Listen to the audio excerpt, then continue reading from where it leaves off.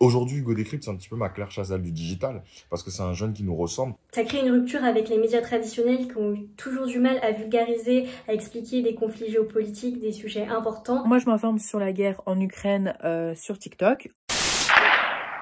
Oh, vous entendez ça? Pour que la diplomatie joue son rôle, il faut partir d'un rapport de force.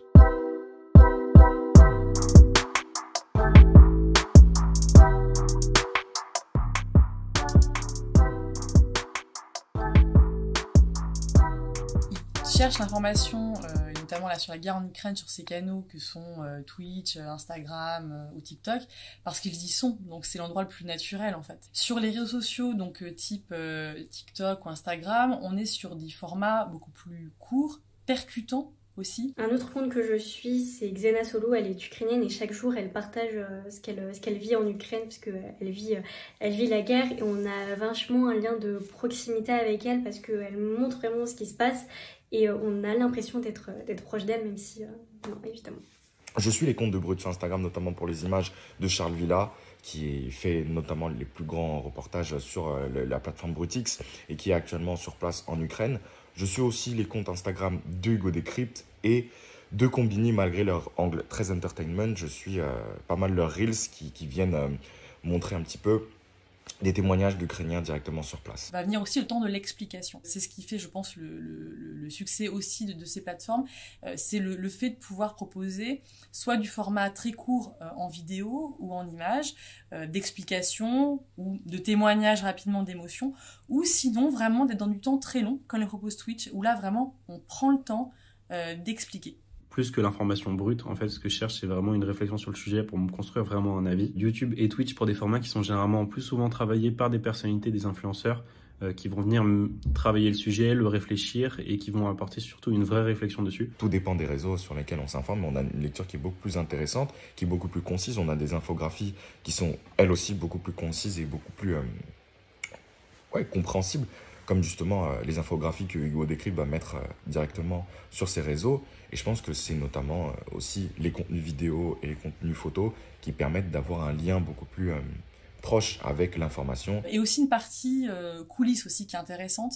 Il y a beaucoup de questions sur comment travaillent les journalistes qui sont sur place. TikTok se distingue aussi des médias traditionnels parce qu'elle peut se permettre de proposer d'autres choses. Par exemple, sur TikTok, on peut se permettre de montrer les coulisses d'une émission, par exemple. On peut pas avoir un ton léger quand on parle de la guerre en Ukraine, c'est pas possible, et surtout voilà, nous on n'est pas sur ce ton-là. Je pense que c'est pas une histoire de ton léger, c'est plus sur une histoire de forme. L'écriture, elle est différente de l'écriture dans ce sujet télé. On va être dans une écriture peut-être parfois encore plus simplifiée. On va essayer de simplifier les choses.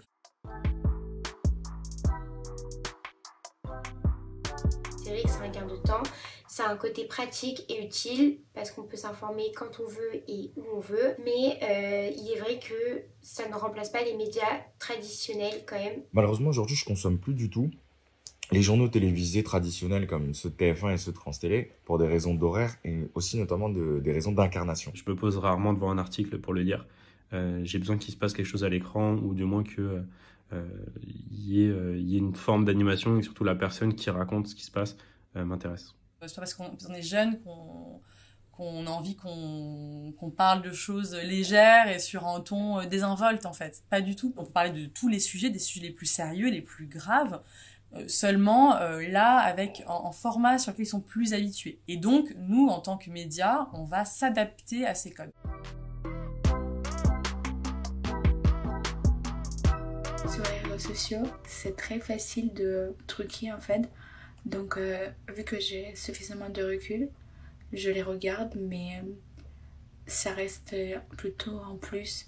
C'est pas ma source primaire d'information. Sur TikTok, il y a beaucoup de fake news, de fausses informations qui circulent, mais j'ai quelques astuces pour discerner ce qui est vrai de ce qui est faux. Dans un premier temps, c'est bien de s'assurer que celui qui publie la vidéo ait un nom correct et une photo de profil correcte. C'est bien aussi de voir s'il a plusieurs milliers d'abonnés ou s'il est certifié. Et enfin, regarder les commentaires des gens sous les vidéos TikTok, parce qu'en général, quand c'est une fausse information, les gens le disent souvent dans les commentaires. Il y a toujours une partie de la masse en fait qui cherche à créer de la désinformation et c'est assez gênant. Donc voilà, c'est pour ça que c'est important de croiser les sources et surtout de suivre des personnes sur lesquelles on sait que le contenu a été vérifié. Ce qui est vraiment important, c'est d'avoir un regard critique sur l'information qu'on reçoit. C'est de se demander l'information, d'où elle vient, qui la transmet et pourquoi. Et le conseil, oui, peut-être que je donnerais, c'est avant de repartager l'information, d'être certain d'avoir quelque chose qui soit certifié, vérifié, et de ne pas tomber dans un excès d'informations, parce qu'il y a une telle profusion d'images et d'infos qu'il faut savoir prendre du recul et être critique.